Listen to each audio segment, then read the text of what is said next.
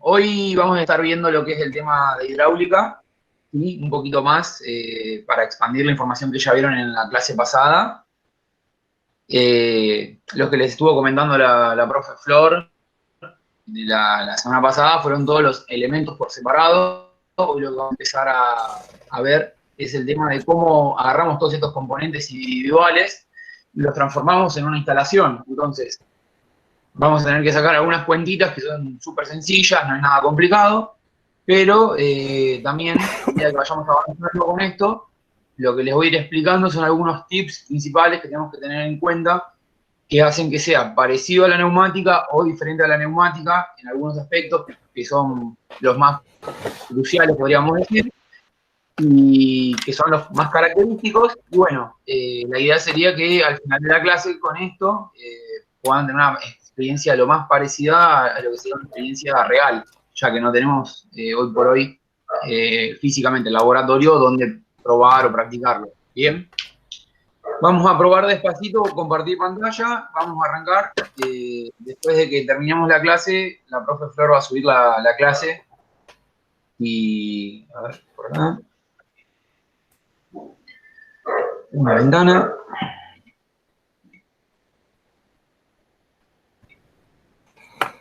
Bien. Confírmenme ustedes si están viendo lo que sería la filmina. No, tu escritorio. No. Estamos viendo a todos nuevamente tu pantalla, pero no la filmina. Ven mi pantalla, pero no la filmina. Es decir, vemos al Meet. Siguen viendo el Meet. A ver, espérenme. Dejo de compartir. Presentan ahora. Bueno. Vamos a probar nuevamente. Ahora tendrían que ver el Meet y ahora la filmina. ¿Ahora sí? Ahora sí. Ahora sí. Perfecto. Bueno, usamos el Zoom que me ven a mí o solamente ven la filmina. No. Pero bueno, les paso a comentar un poquito, voy a poner la pantalla lo más grande posible, así lo vamos charlando. Lo que vamos a ver hoy, como les comentaba, son diagramas de instalación muy parecidos a los de la neumática y les voy a mostrar un poquitito también después la salvedad que toma con respecto al simulador que usamos nosotros, que es el Fluid Sim. Cálculo y dimensionamiento para estos componentes y un poco de diagnóstico y detección de fallas y cómo corregirlas, ¿bien? Ya que todos los sistemas al principio son ideales, pero en la realidad cuando ustedes salgan a tomar práctica, digamos, de esto, no es todo hacer no es hacer una máquina desde cero, no es hacer una instalación desde cero, y mucho del trabajo que los va a ocupar va a ser hacer trabajos de reforma o de mantenimiento, donde ustedes van a ir a visitar a un tipo en una planta que les va a decir, mira, mi máquina acá dejó de andar y no sé qué hacer. Yo te llamé a vos por mi misión. Bueno, primero que nada, para ser el mejor, hay que saber leer los planos. No siempre están los planos, entonces también para ser el mejor, hay que saber ver la secuencia de la máquina y entender qué es lo que debería estar pasando, qué paso seguiría en la secuencia y no está funcionando. Entonces, una vez que identificamos el paso que está fallando de la secuencia, sabemos sobre qué elemento trabajar, si sobre un sensor, una válvula, un pistón, que puede ser que tengamos el error ahí, o puede ser que el error venga de otro lado, porque por ahí a veces, yo qué sé, se nos quema la fuente de 24 volt. La fuente de 24 volt que mueve la electroválvula no era un elemento de automatización propiamente, era un elemento accesorio de la electroválvula y sin querer nos perjudicó toda la instalación, ¿bien? Bueno, así a modo informativo, le pusimos en estas imágenes 4 elementos muy diferentes que son lugares donde podríamos llegar a encontrar hidráulica, por ahí, no tanto en la vida cotidiana y algunas sí. En el caso, por ejemplo, vamos a la más cotidiana, por ahí a la más fácil de ver, el ascensor con cilindro telescópico. No sé si alguna vez lo vio, no sé si conocen las toscas en Canning, que es un shopping chiquitito que tiene 2 o 3 pisos, por ejemplo, y entonces en vez de usar un sistema de cables, lo que usan es un sistema de pistones hidráulicos de tipo telescópico. En este caso, cuando nosotros vamos pidiendo subir, el pistón se va llenando o vaciando, y de esa manera es que la cabina sube o baja. Algo también que deben tener visto de alguna obra, de algún lado, del costado de la ruta, aunque sea, una excavadora hidráulica. En este caso, por ejemplo, las excavadoras, para tener toda la articulación de sus brazos, tienen varios pistones ubicados en varios lugares. A su vez, por ejemplo, la torreta principal que gira sobre las orugas también es hidráulica, es un motor hidráulico montado sobre una cremallera. Una inyección que estamos viendo, que es una máquina para hacer plástico por moldeo, donde lo que ocupa en ese caso la hidráulica es hacer la fuerza de empuje del plástico fundido hacia adentro de los moldes de la matriz. Y después, por ahí, para los que son más técnicos, saben lo que es un escarriador, que es muy parecido por ahí a una fresadora, lo pueden asimilar también a, me sale mordaja, pero no es mordaja, es como una rectificadora en la cual ustedes tienen una herramienta rotativa con filos que para tallar el metal realiza varios movimientos de oscilación vertical para ir penetrando en el material. En este caso se utiliza, por ejemplo, para rectificar el interior de un cilindro o algo por el estilo. ¿Bien? Entonces, hasta ahí vamos viendo, a ver. Ay, me salí. Me estoy tratando de amigar. Bien, hasta ahí más o menos algunas cositas sencillas en las cuales podríamos llegar a encontrar hidráulica. No sé si ustedes trabajan todos, si solamente estudian, no sé si alguno tiene un trabajo que esté relacionado con lo de hidráulica, si nos quiere comentar, y después pasamos a lo que es clase. ¿No? Sí. No, yo no trabajo. ¿Quién dijo sí? Diego, ¿no? Yo, Elías. Ah, Elías, contanos un poquito. ¿Qué tal, profe? Sí, yo trabajo en una extrusora de aluminio donde el pistón que empuja lo que vendría a ser la materia prima en una cierta temperatura es óleo hidráulico. No te puedo decir de cuánto es, porque sé que tiene 3 bombas y un motor de 250 caballos de vapor. El Es único grande. dato que más o menos reconozco. Bien. Bueno, pero es algo, la máquina es muy parecida a la inyectora de plástico, por lo que nos comentás vos, 250 caballos de vapor. Si lo pasáramos a HP es una potencia también importante, es una potencia eléctrica grande. O sea, las bombas que vos me estás mencionando, las bombas hidráulicas, son movidas por motor eléctrico. Sí, son 3 bombas y cada Bueno, bomba tiene su motor. ¿y qué productos inyectan? No, o sea, ¿qué productos de aluminio hacen después con eso? Perfilería de aluminio. Ah, marcos de ventana y esas cosas. Claro, tal cual. Sí. Buenísimo. Bueno, vuelvo a compartir y pasamos a lo que hace propiamente. Es un poco raro porque a diferencia del Zoom que me veo y los veo y voy hablando y tengo las filmines, como que es raro no verlos. Bien, ahí están viendo de vuelta el Power. Sí. Bien. Sí, ahí sí. Calculo que si lo pones de costado podés vernos, ¿eh? Se puede ver, vale. Si pones la de costado tendrías que verte. De costado, ¿a qué le decís de costado?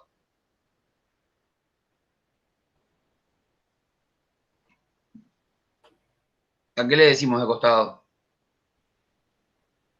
¿A nosotros de costado? Como si fuera una pantallita chiquita. A ver. ¿Algo así? No. Bueno, no importa. Bien. ¿Ustedes pueden ver la presentación, que es lo importante? Sí. Bien, buenísimo. Eso es lo importante. Después seguimos mirándonos. Bien. Lo que yo les comentaba al principio es que una instalación de tipo óleo-hidráulica es muy parecida a una instalación neumática porque tiene los elementos principales que podríamos decir que por nombre o por familia se repiten. Tenemos un generador de presión, un elemento de comando o de mando, actuadores, una red de distribución y acumuladores y depósitos. Bien, con la salvedad, como vamos a ver en esta otra filmina, que el generador de presión en neumática, hablábamos siempre de compresores de distintos tipos, teníamos de pistón, de tornillo, por émbolo. Mientras que en la oleohidráulica vamos a estar hablando de un conjunto que se denomina centralina, que el compresor, si lo ponemos a la neumática, el compresor propiamente no se mueve solo, tiene, como bien dijeron, un motor que puede ser explosión, puede ser eléctrico, y la centralina también sería como el conjunto compresor-motor, todo junto. En el conjunto centralina, lo que les había explicado la profe Flor es que ustedes tienen el motor, la bomba, las válvulas de seguridad, el depósito y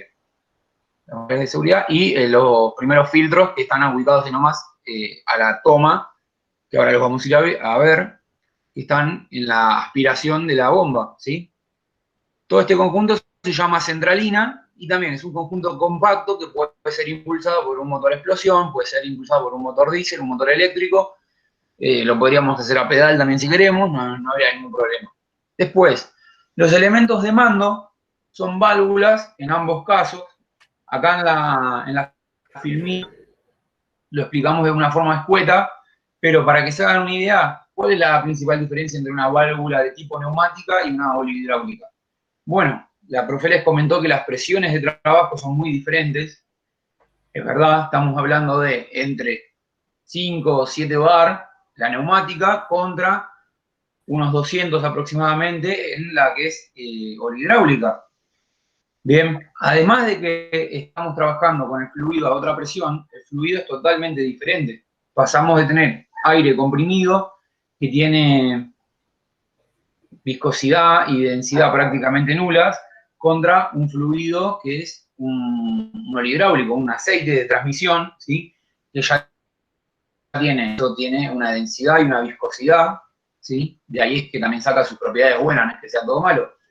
Pero ustedes piensen que si yo quiero impulsar aire, bombear aire, mover aire, lo que estoy buscando prácticamente no tiene peso ni resistencia, y la resistencia me la empieza a ofrecer cuando gana presión, o sea, después de que yo lo meto al compresor y después de que está adentro del sistema. Pero en el caso de la oleohidráulica, lo que va a pasar es que este fluido, a pesar de que yo lo estoy presionando, también va a ofrecer resistencia a pasar por todo el circuito.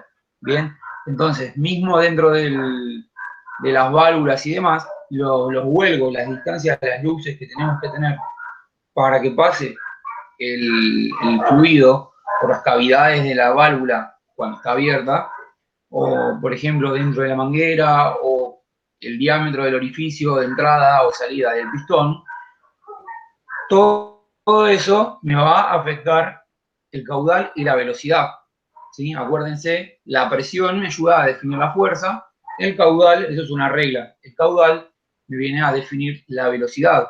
Entonces, si yo quiero que mi equipo sea rápido, tengo que trabajar con mucho caudal o orificios y mangueras, y todos los conectores, todo en un diámetro grande que permita que el caudal fluya con la velocidad necesaria para que toda la instalación pueda ser considerablemente rápida, podríamos decir. Bien, ya que el fluido olihidráulico ofrece resistencia a fluir. Después dijimos que teníamos una red de distribución, también va a estar cambiada, ya que vamos a pasar de las mangueritas de poliuretano, cañerías de galvanizado, a cañerías más pesadas y mangueras malladas, que tienen varias capas, tienen tela, y me van a trabajar a una presión y temperatura muchísimo mayor. Después los acumuladores y depósitos, en el caso de la neumática, salud. Los acumuladores y pulmones, en el caso de la neumática, se utilizan para compensar bajadas de presión para que no me falte caudal de aire en la línea. En la parte de olihidráulica también se utilizan acumuladores, pero no tanto como un pulmón grande, como tendríamos en la neumática, que podemos llegar a tener desde el compresor chiquitito del bicicletero con su tanque debajo, que funciona como pulmón, hasta tener un pulmón propiamente, que es grande, de unos, no sé, 200 litros, o sí, 200 litros, o más, no, hay más, debe haber de 2 o 3 metros cúbicos también, más grandes. En la hidráulica tenemos unos acumuladores más chicos, que también se denominan vejigas, con lo cual compensan las variaciones que nosotros podemos tener cuando actúa una parte del circuito. Entonces, en la hidráulica, los acumuladores también se pueden encontrar con el nombre de vejigas, se presurizan acompañados de nitrógeno a presión que se inyecta desde tanques y se usan como una compensación de las variaciones que pueda tomar el sistema. Bien. Otra cosita que no les comenté recién, que es muy importante, cuando nosotros hablamos de neumática, ponemos una sala de máquinas grande en algún lugar que nos quede cómodo y desde ahí sacamos todas las tuberías, que yo sé que estuvieron haciendo un trabajo práctico y desarrollaron el diámetro de la tubería, la longitud, las pérdidas de carga que tenía por rozamiento, y les resultaba que tenían una instalación que prácticamente abraza el edificio. Ahora, en el caso de que yo tenga que hacer lo mismo con hidráulica, que tengo que colocar varios puntos de consumo, lo más recomendable no es colocar una mega instalación que abrace todo el edificio, porque tenemos que pensar que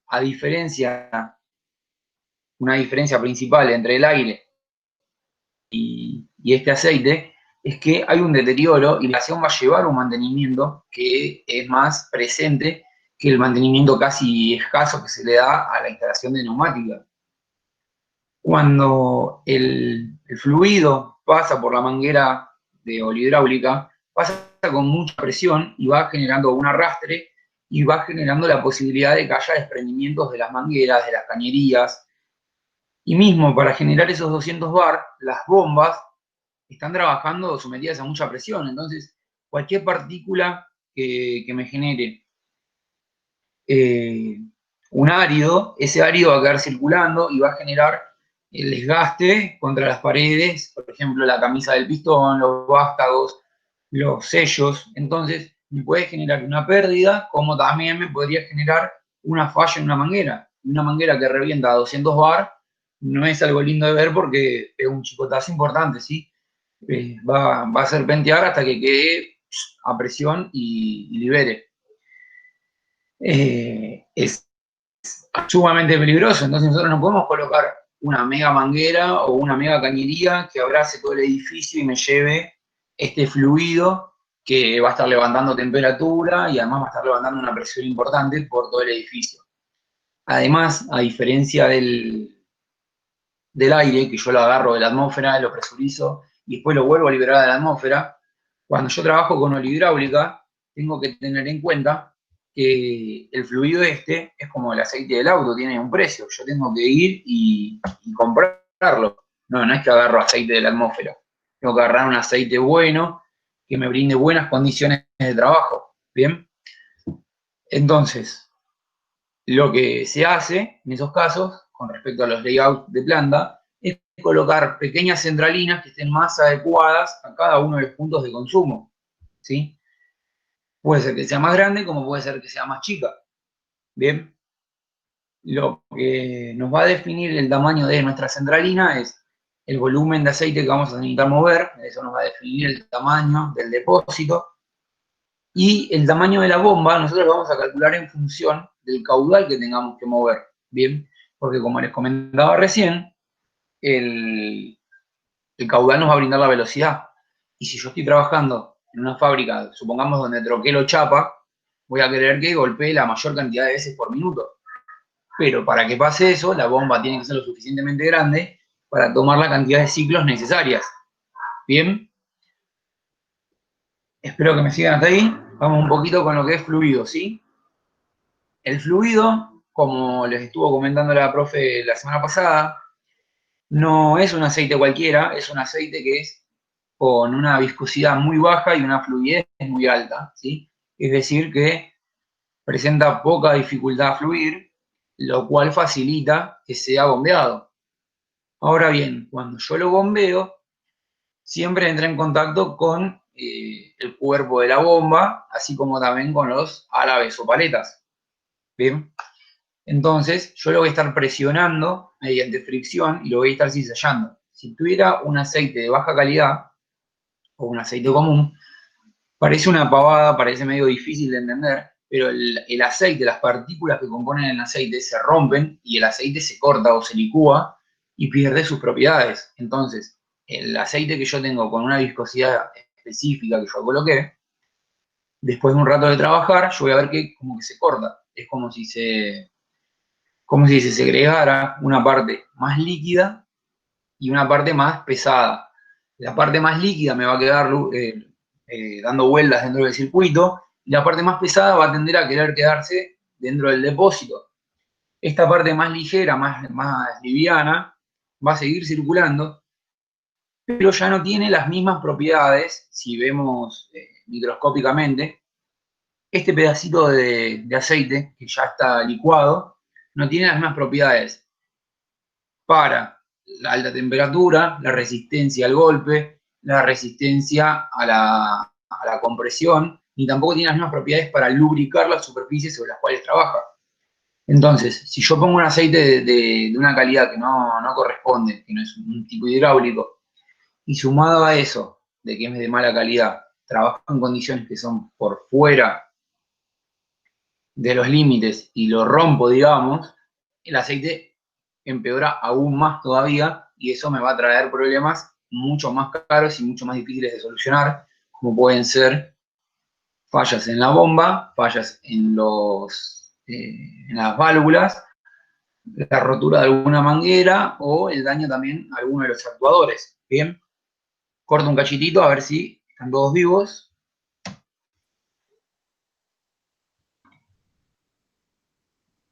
Bien, ¿hasta ahí se entiende? Sí, sí, perfecto. ¿Sí? Buenísimo. Buenísimo, bien. Bien. Una cosita que termina, se los cuento así charlando. El aceite que nosotros llamamos hidráulico o olihidráulico es un aceite que es muy similar a lo que se llama aceite de transmisión. Vamos a ver que es muy, muy fino, ¿bien? Pero tiene una tonalidad roja, ¿sí? Muchas veces van a escuchar que lo nombran como aceite de transmisión. Y uno pregunta, ¿por qué de transmisión? Porque cuando le dicen transmisión, se refieren a la transmisión que se genera con los cuerpos rodantes cuando se hermanan engranajes, que justamente es lo que pasa dentro de una bomba o de tornillos o engranajes. Tenemos estos tornillos que se hermanan y trabajan todos unidos y apretan el aceite.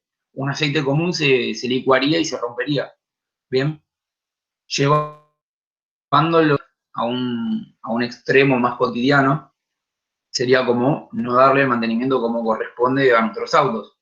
Si nosotros lo dejamos que se pase de temperatura, también pasa algo parecido, y el aceite que queda circulando se empieza a deteriorar. Si nos pasamos de temperatura, por lo general, el aceite tiende como a caramelizarse, se hace como una costrita, y baja su fluidez. Entonces, cuando yo necesito que suba, porque la bomba lo bombea hacia arriba a la tapa de válvulas y vuelve y lubrica todas las partes móviles de lo que sería arriba la admisión y el escape, puede llevar a que una falla de lubricación después haga que se rompa. Ya llegamos a la solidez, ahí vamos. Puede llevar a que eso me transforme en una falla mecánica, ¿sí? Yo arranco con un poco de temperatura, esa temperatura me daña el aceite, después el aceite, cuando yo lo quiero bombear, la bomba está andando bien, pero el aceite no fluye como debe, no ocupa los lugares que debe dentro de la parte mecánica esta, entonces al no estar lubricada, supongamos, el área de contacto entre un árbol de levas y el muñón que lo abraza se recalienta y eso hace que el material presente debilidad. Entonces se puede quebrar un árbol de levas, por ejemplo. ¿Sí? ¿Por qué? Tiene su cojinete, y tiene la bomba y tiene todo, pero el aceite no estaba llegando a ese intersticio muy finito que tiene que llegar, ¿sí? Que en la parte esta de hidráulica sería muy parecido. Imagínense que yo le estoy pidiendo que bombee y me va a traer fallas de que yo quiero que avance y ejecuto la válvula y la velocidad que yo tengo no es la que yo deseaba, porque me está funcionando por capacidades menores que las que estaban calculadas, ¿sí? Todo por dañar el aceite, por eso es tan importante. Recién Elías preguntaba cómo es que tenemos que tratar el aceite para bajar la temperatura. Ya sea en un vehículo o en la industria, lo que se hace siempre es refrigerarlo mediante intercambiadores de calor. Bien. En el caso de una moto o un auto o cualquier otro vehículo, así como tenemos un radiador, ¿sí? Un radiador es un intercambiador de calor. Entra y sale agua y a su vez en contraflujo nosotros vamos a encontrar cruzado otro fluido que es el aire. Bien. Entonces, entra agua caliente y mientras hace toda la serpentina, pasando con aire frío de frente. Entonces, el aire se va caliente y se lleva temperatura de mi agua, en el caso del radiador de agua. En el caso del radiador de aceite, es exactamente igual. Nosotros lo que haríamos sería bombear aceite caliente y ese aceite caliente va a ir circulando y a contracorriente va a tener la circulación de aire que lo refrigere. Bien. En el caso, por ejemplo, de un auto o de una moto, esto se ve mucho en los autos que son más bien de carrera o que tienen sistemas que se llaman tipo de cárter seco, en los cuales tienen un enfriador por fuera y tienen una bomba que hace toda la lubricación, pero casi sin cárter, ¿sí? Abajo.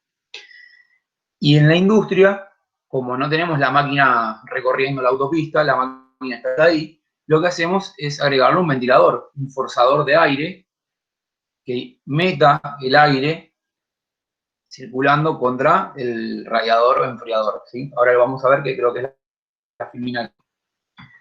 Pasamos un cachitito ahora, de vuelta a la filmina. Ezequiel. Sí, escuchamos. Sí, mira, también en la industria se usa bancos de agua helada para los intercambiadores, aparte de aire. Para bajar la temperatura del aceite usas agua fría. Agua fría como en las torres de enfriamiento. Sí, o bancos de agua helada, cualquiera de las dos cosas. Claro, sí, sí. ¿Vos dónde lo viste, por ejemplo, que lo recordaste? No, yo trabajo en una industria y hago mantenimiento.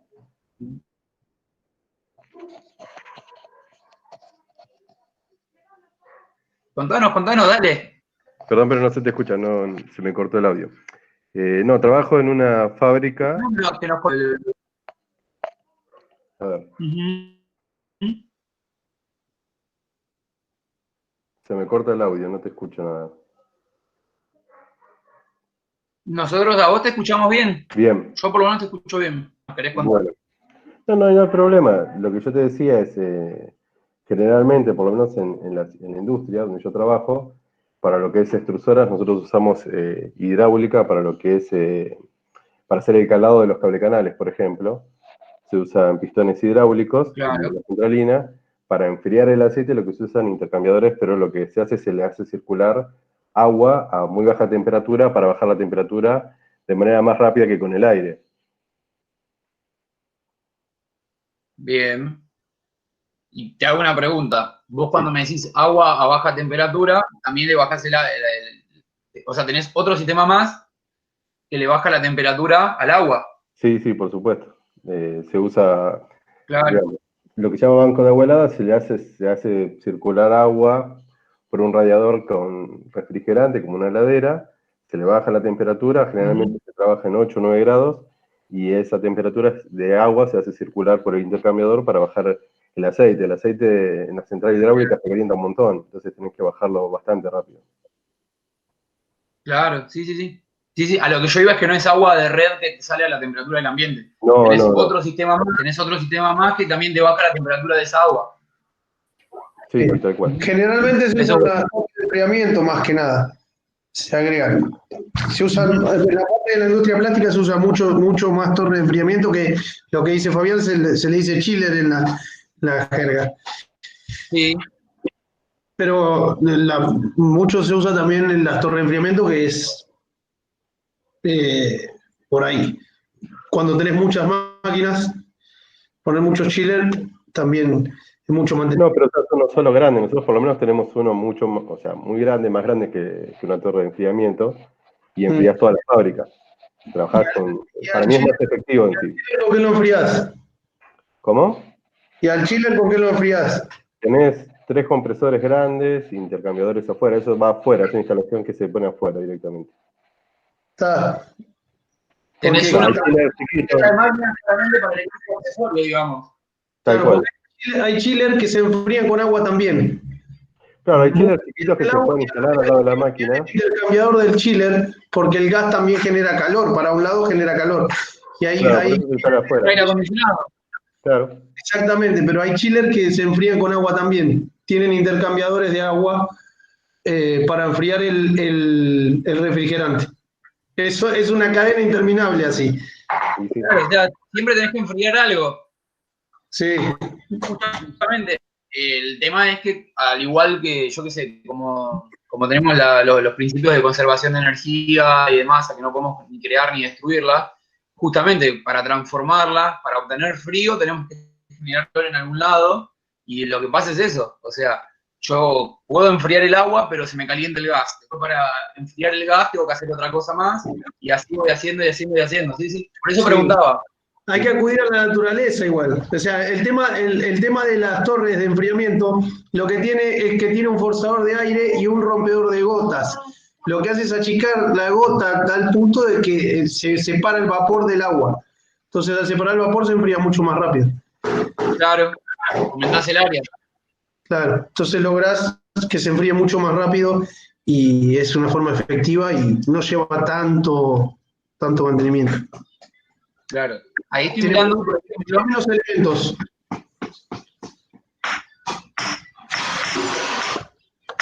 Menos elementos mecánicos, digamos. Tiene una bomba y un forzador de aire, nada más.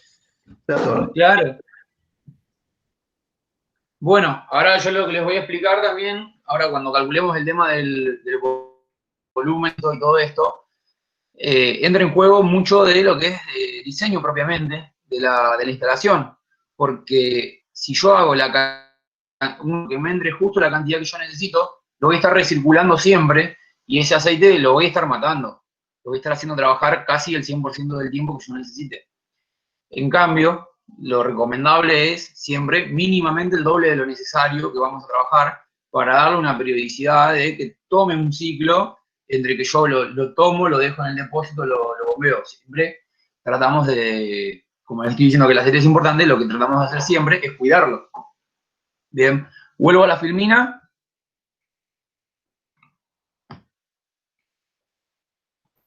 Te hago una pregunta, Ezequiel. Sí. Con el tema de la dilatación del aceite, Sí. también tenés que calcularlo. Porque, por ejemplo, en los transformadores de tensión tenés el tanque Buchholz, que es para Sí. cuando calienta demasiado o en verano, que vaya para arriba y después en invierno baje. ¿Se usa también algo así en hidráulica o en hidráulica o no? Sí, bien. Yo les voy a contar así a tono más informal por ahí. Vieron que con el tema de la neumática todo estaba normalizado, no sé si lo comentó Flor, está todo normalizado. O sea, si yo quiero hacer un pistón que sea de diámetro 40 por 100 de recorrido, tengo la medida de la camisa, la medida de sobremedida del émbolo para que abrace y no me genere menos energía, menos fuerza de la necesaria. Está todo tabulado. Ahora, en el tema de la hidráulica, es muchísimo más artesanal, podríamos decir, porque los equipos son muchísimo más artesanales. Ustedes, si vamos al caso, salen acá a la calle, a la ruta, y van a ver que tenés un taller que hace hidráulica de camiones, otro taller que hace direcciones hidráulicas, otro taller que se dedica a hacer palas viales. ¿Por qué? Porque los equipos son muchísimo más robustos y llevan más al tema de que hacer un pistón, por ejemplo, una válvula no, porque una válvula van y la compran, pero los pistones que por ahí son los músculos de esto, ¿sí? El pistón, lo que van a hacer, el pistón lo meten en un fierro, lo usan de camisa, le ponen una cola con un pivote y le meten otro fierro y usan medidas que no son tan estándar porque lo que hacen es adaptarles mucho, ¿cómo se llama? Segers y O-ring y guarniciones que son de otras cosas, ¿bien? En cambio, lo que es neumática tiene todo estandarizado de las medidas, de todos los diámetros, todo para que todo te cierre. Entonces, por ahí entre marcas tenés cosas compatibles. En cambio, en la hidráulica es mucho más común que vos encuentres pistones hidráulicos, el indiecito de Bursaco. Y es un tipo que se dedica a hacer pistones en un torno, que es un torno común y corriente, paralelo. ¿Bien? Sí. Ahora, con el tema del resto del equipo, no solamente el pistón, lo más probable es que la válvula la compre, porque la válvula sí lleva desarrollo y lleva mucho trabajo minucioso y de precisión. Las mangueras, vos vas a ver también que las mangueras se compran por rollo y los terminales se compran por millones, y lo que hacen es que hay 200 casas de mangueras que te colocan la terminal y la cortan de la medida que vos querés de largo. También hay muchas casas que hacen eso, que es diferente que hacerlo súper específico. O sea, vos vas, comprás una manguera de 1 pulgada y te ponen la terminal que vos querés. Y con el caso de la centralina, como dijimos, es un conjunto de depósito. El depósito no es más que un balde de plástico, o un cajón de chapa, o una tinaja, ¿sí? Es un envase que tiene que tener un motor eléctrico o que lo impulse, que puede ser de explosión. Entonces, la centralina es un conjunto de muchas cositas, entonces la centralina también está sometida a esta artesanalidad que tiene, que haya muchas cosas mezcladas. Entonces, Sí. vos vas a encontrar, yo soy seguidor en Facebook de, por ejemplo, un muchacho que se llama Hidráulica Silpren. Él agarra, se le ocurre una idea y se pone a cortar con un CNC y corta la forma que quiere, suelda todo y listo, te hace un cacho cuadrado y a eso le pone una bomba y un Y motor. un motor agarrado a la otra punta. Exactamente, y hizo una centralina. Y te dice, bueno, este es portátil porque es así chiquita y te entra en el auto. Y después te hace una grande con un fitito y te dice, no, este es industrial porque, pero, o sea, no hay una medida estándar. Entonces, lo que hace él es con las medidas de sus cálculos, hacer un cubicaje y te dice, esta tiene una capacidad de tantos metros, obviamente, porque lleva un desarrollo. Sí. Pero nada quita que si vos necesitas que tenga 10 litros más, el flaco no te puede hacer más grande el volumen. No, pero lo que yo voy es el tema de, con el tema de la dilatación del aceite con el calor. Sí, el aceite se va a dilatar y lo que se hace es ventearlo, ¿sí? Entonces, cuando el aceite regresa al circuito, Sí. que vuelve caliente después de haber pasado por todo el circuito, vuelve a entrar. Lo que sería el depósito tiene distintas conexiones. Tiene que tener, sí o sí, una entrada para que yo lo cargue. Vamos a llamarle un tapón. Sí. Tiene que tener un retorno para que vuelva todo el sistema y una salida para que salga. Bien. Sí. Además de eso, puede tener tipo una base de venteo para que cuando el aceite dilate y comprima el aire que está dentro, el aire se va, levanta presión y se va. Es un venteo. Sencillamente así. Pero no cambia en gran cantidad, digamos, invierno-verano, no cambia el cubitaje del aceite, como los transformadores. No es tan exagerado como en el caso de los transformadores, que vos tenés todo compacto, cerrado y lo montás allá arriba, digamos. Pero sí va a dilatar. Pero, digamos, lo arreglás con el tema del aire que podés llegar a tener. Nada Claro. más, ¿no? Claro, justamente por eso, a la hora de diseñar, si ustedes diseñaran una centralina propia, depende también de la calidad del aceite que van a usar y todo, ¿no?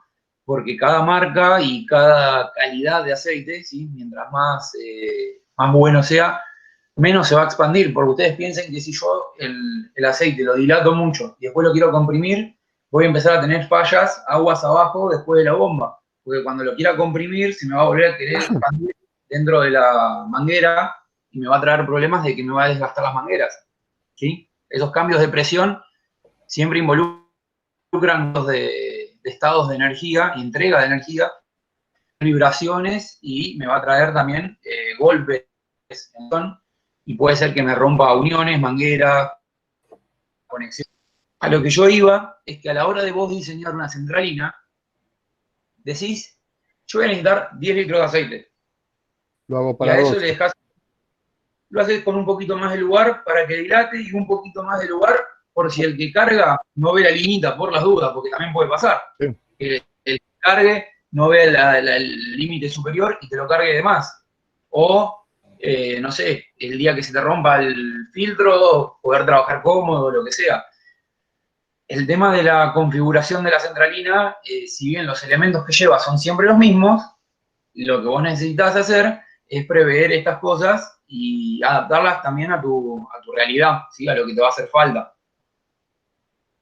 Hay equipos que no tienen centralina, perdón, no tienen el depósito en la centralina, sino que tienen el depósito por fuera, tienen la bomba conectada al motor y tienen una línea de toma y el depósito por fuera, entonces hacen todo el tratamiento por fuera, o sea, lo refrigeran, lo filtran todo afuera, y después lo trae la bomba y lo impulsa el sistema, y después cuando hace el retorno, retorna al depósito, pero el depósito está afuera. Y hay otras que son súper compactas, después si quieren búsquenlo en Mercado Libre o les comparto, ahora la voy a buscar de mientras. Les El que vos va... decís, el externo sería como la refrigeración del coche con el agua. Que tenés Claro. el depósito radiador, pues acá es depósito radiador afuera, la bomba está por otro lado, lo refrigera por un lado y lo mete para adentro. Claro, es exactamente así. O sea, puede ser que esté todo súper comprimido, todo junto, o que esté todo más grande. Bien, ahí lo busqué. Espérenme que estoy con ustedes acá, comparto la pantalla y saben lo que les estoy hablando. Bien, ahí estamos viendo mi pantalla. Fíjense que, a ver, ¿dónde lo vi? ¿Dónde lo vi?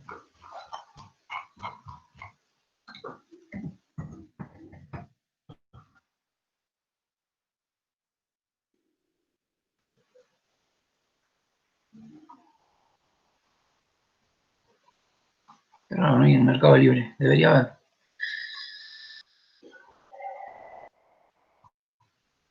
La centralina hidráulica que les quería mostrar es una centralina súper chiquitita. Están todas pausadas, por eso. Sí, están todas en precio en dólar.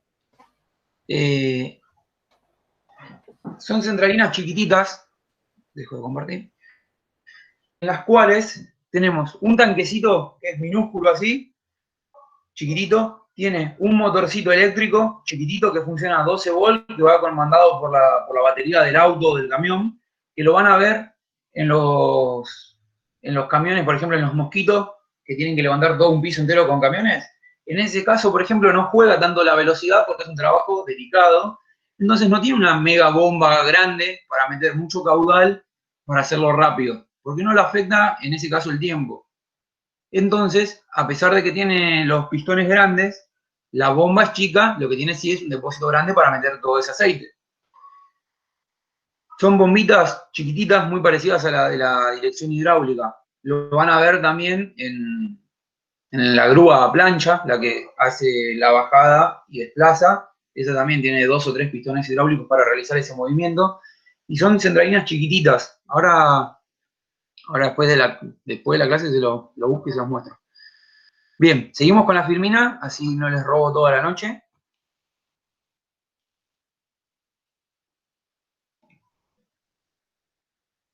Estamos por acá. Bien.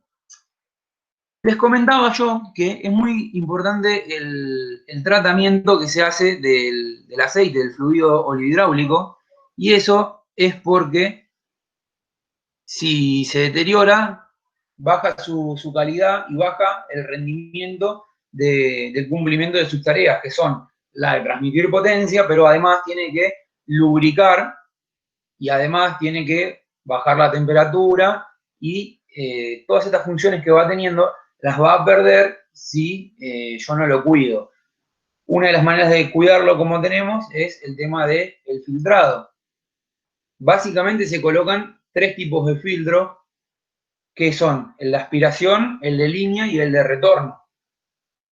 El de aspiración es el que va tomado de la aspiración de la bomba, es decir, el que va a la entrada de la bomba y toma directamente desde el depósito, y la función de este es evitar que cualquier partícula, mugrecita, suciedad, lo que sea que se les ocurra, que haya en el tanque, que haya llegado al tanque cuando yo lo cargué por primera vez, que alguien me haya puesto accidentalmente o que haya llegado por el retorno porque no se filtró, cualquier cosita que me llegue al tanque, este filtro la debería parar. ¿Puede ser que falle? Sí, puede ser que falle, porque nunca son infalibles, pero tenemos que tenerlo ahí como seguridad. Siempre es mejor tener ese filtro ahí que no tenerlo, obviamente, al igual que los otros dos.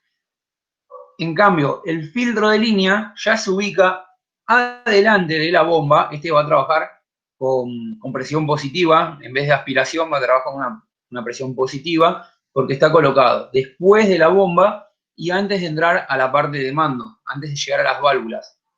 Y se coloca porque al pasar por la bomba, nuestro aceite va a estar siendo sometido a efectos de descizallamiento. Al haber fricción, podría darse el caso eventual de que, supongamos que entra un granito de arena o alguna otra partícula, y yo la estoy metiendo ahí a mi bomba, entre los dientes de los engranajes de la bomba, ¿bien? ¿Qué es lo que va a pasar? Ese granito de arena, que no tendría que haber estado ahí, una vez que pase,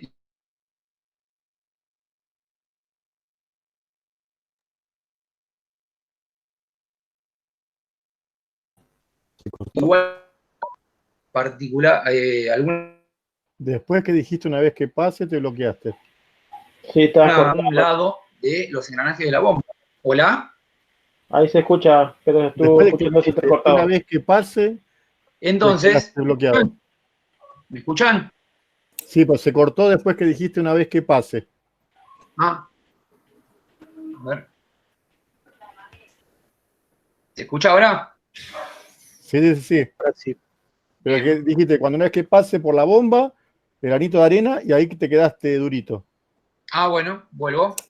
Bien, lo que yo les estaba diciendo es que una vez que pase el granito de arena por la bomba, si no rompió nada dentro de la bomba, de todas maneras yo lo quiero atrapar para que no me perjudique ni las válvulas ni los actuadores. Lo quiero atrapar. Entonces ahí coloco un filtro, que va a llamar filtro de línea. Si además de eso tuve la mala suerte de que este granito de arena dañó, rayó o perjudicó la superficie de la bomba y generó que haya una virutita metálica suelta por ahí, también la voy a querer atrapar para que no quede recirculando, porque si no se va a ir a donde están las válvulas y después se va a ir a donde están los actuadores. Ahora, en el caso de que se pase y llegara una partícula a la válvula, lo que va a pasar es que esta partícula puede pasar y no afectar en nada. Puede pasar y rayar la superficie generando desgaste. Con que pase una vez no va a pasar nada, pero con que pase 1.000.000 de veces me va a empezar a generar algún rayado sobre la superficie que va a deteriorar el cierre hermético que tiene que tener. Entonces la válvula va a empezar a fallar, porque cuando esté abierta me va a dar un caudal diferente del que fue calculado, y cuando esté cerrada, puede ser que no esté cerrada del todo, que pierda hermeticidad. Entonces, cuando yo quiera que cierre, puede ser que me quede un vestigio del movimiento que tendría que hacer, ¿bien? No quedaría completamente cerrada. En el caso de que siga adelante mi partícula metálica, mi granito de arena, lo que sea que me esté molestando, puede pasar que siga adelante y llegue a donde está el actuador. Si llega a donde está el actuador, también, ahora lo vamos a ver en la filmina,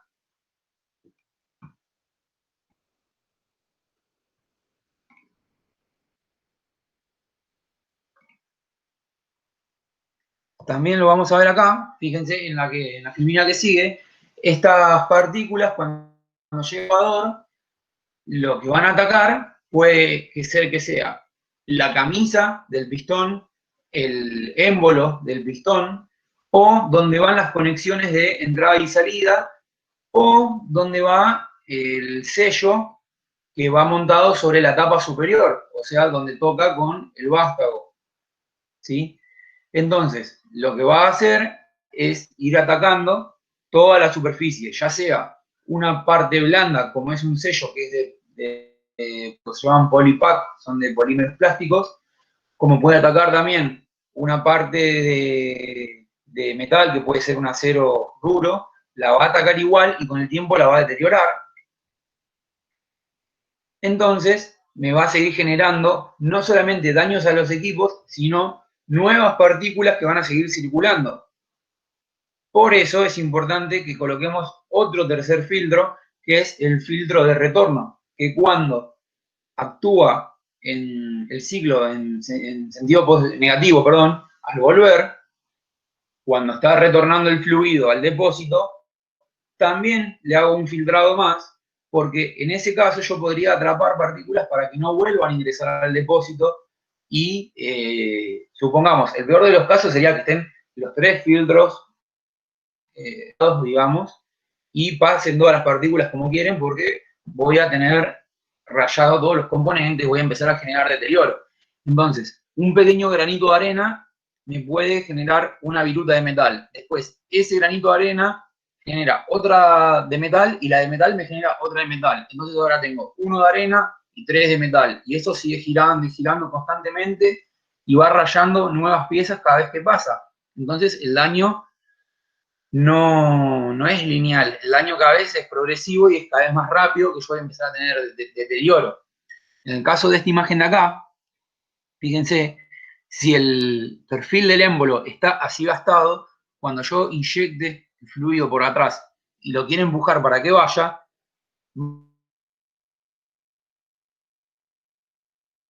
va a irte y no va a ir ni con la velocidad ni con la fuerza que le corresponde, pierde hermeticidad y pierde parte de la fuerza que debería ejercer. Entonces ya no me sirve tanto o venir y cambiar toda la parte del polypack acá en los sellos. Una cosita que uno dice, pero ¿de dónde salen todas estas? ¿De dónde salen todas las partículas? Si yo la centralina la tengo tapada y la tengo lejos del polvo y toda la cosa. Ustedes, imagínense, estas piedritas acá, yo la regleta esta está agrandada, para que ustedes lo puedan ver. Fíjense, partículas que llegan a los 5 milímetros más o menos. Todas estas pueden ingresar desde la punta de los pistones cuando avanzan y retroceden. Ustedes imagínense que el pistón avanza y alguna partícula de polvo o viruta, suciedad, lo que sea, se posa sobre el pistón y como está un poco húmedo por estar impregnado de aceite, cuando retrocede y esta piecita está adherida, la empuja y la lleva y la trae la cantidad de veces que se mueva este actuador, hasta que finalmente una de estas piecitas logra entrar porque atraviesa el sello porque rompió un pedacito de plástico.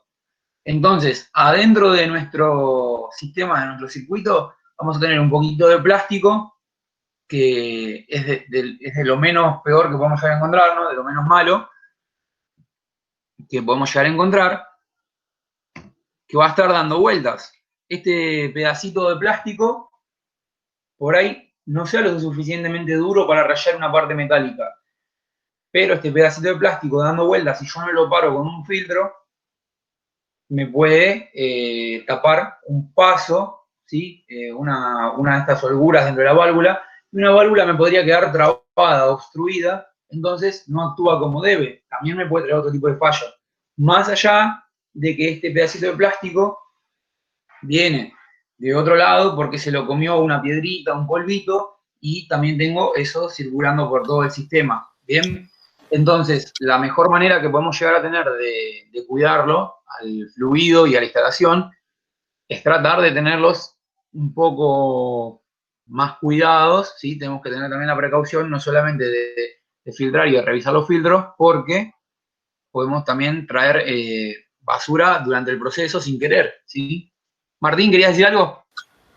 Perdón, profe, sumándolo a lo que dijo mi compañero por chat, quería consultar si los tres filtros que mencionó tienen la misma característica o son filtros como separados, digamos.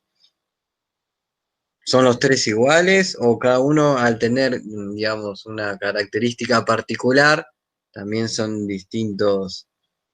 El de línea y el de retorno son filtros tipo cartucho, ¿sí? Pueden ser mallados metálicos o de cartón. Trabajan a presión, ¿sí? Y por lo general son parecidos al que se ve en la filmina. Esperen que se los muestro. Se van a dar cuenta porque son dos iguales y el que es diferente es el de la aspiración. Ya se los muestro.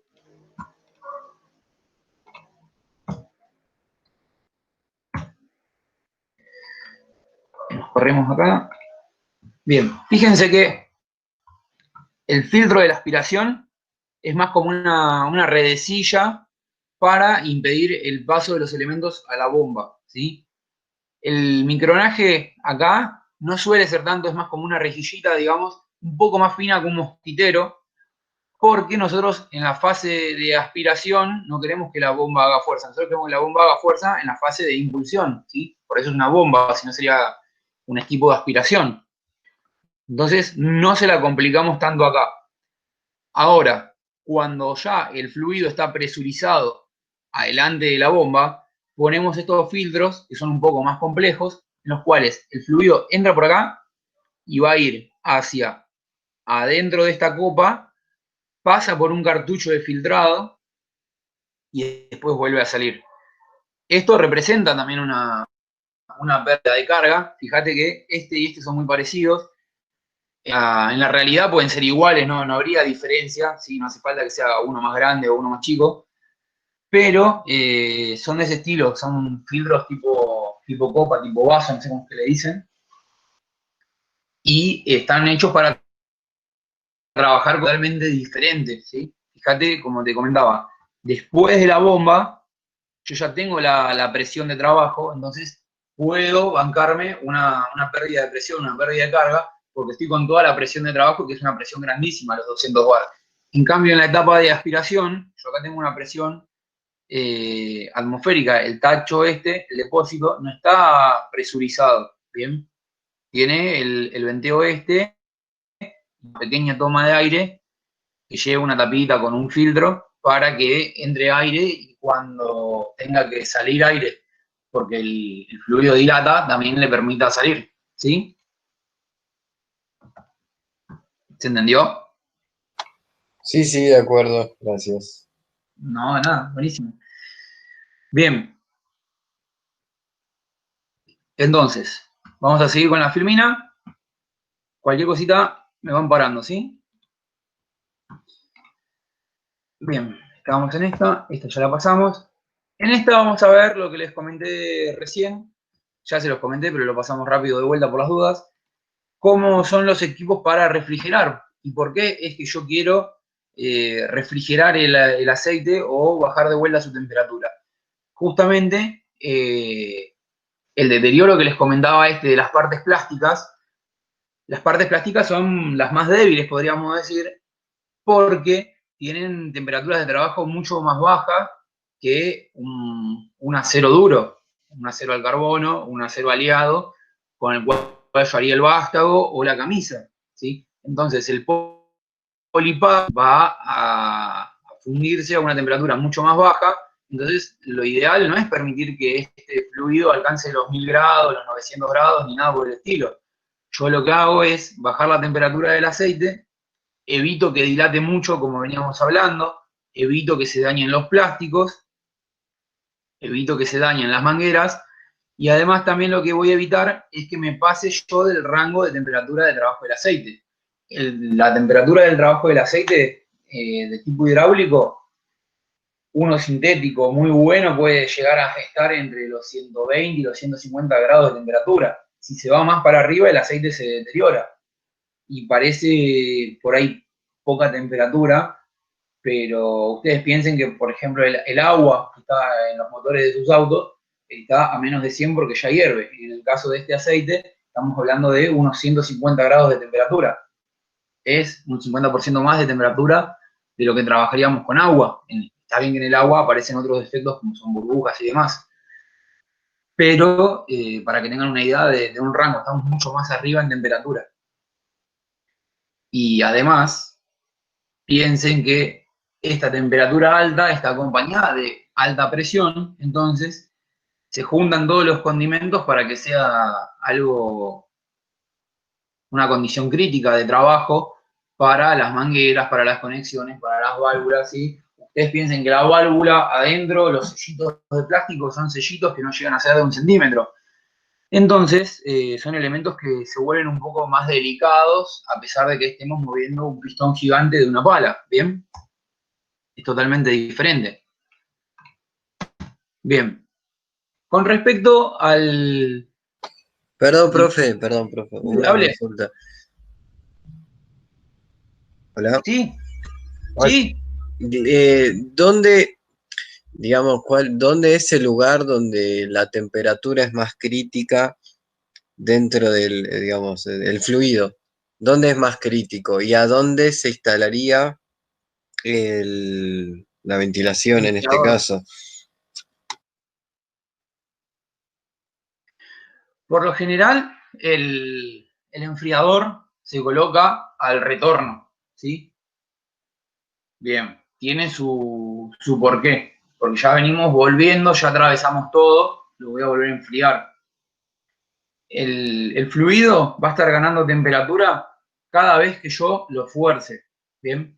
Entonces, cuando yo lo meto a la bomba y sale de la bomba, lo estoy forzando. Ahí en esa etapa va a ganar temperatura, ¿bien? Es una etapa de paso, ¿sí? Es algo instantáneo, pero le va a hacer ganar temperatura. Ahí tenemos temperatura alta en lo que sería la bomba. Al ir fluyendo, si la instalación lo permite, va a perder un poquitito, pero después, cuando vaya a pasar de vuelta por un orificio chiquitito, si yo calculo mal los caudales y quiero pasar mucho caudal, vengo con una manguera así, lo quiero pasar por un agujerito de alfiler, de vuelta, está haciendo fuerza y al hacer fuerza va a levantar temperatura. Lo mismo que al querer entrar el pistón, ahí me va a generar temperatura. Por lo general, donde gana más temperatura es en la bomba. ¿Bien?